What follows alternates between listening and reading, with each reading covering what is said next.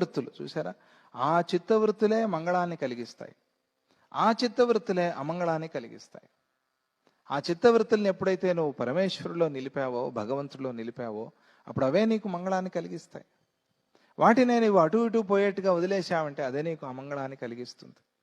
ఒకటే, నువ్వు ఎట్లా వాడుకుంటావు అనే దాని మీద ఆధారపడి ఉంటుంది కదా. నువ్వు దాన్ని దేనికి వాడతావు అనే దాని మీద ఆధారపడి ఉంటుంది. కరెంటు నీకు ఎట్లా కావాలో నువ్వు వాడతావు, నువ్వు దానివల్ల వెలుగు వస్తుంది, ఫ్యాన్ వేసుకోవచ్చు, అన్ని సుఖాలు ఉన్నాయి.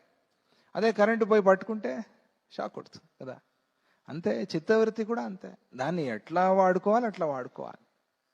దాన్ని ఆ చిత్తవృత్తిని, పరిగెత్తే మనస్సుని, దాని వృత్తుల్ని భగవంతుడిపైన తిప్పాలి.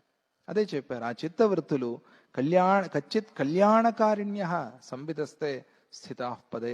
అవి తాపత్రయాల్ని పోగొడతాయి, లౌకిక వ్యవహారాల్ని శమింపజేస్తాయి, శాంతిని ఇస్తాయి, విశ్రాంతిని ఇస్తాయి, మంగళస్వరూపమైన మోక్షాన్ని అందిస్తాయి.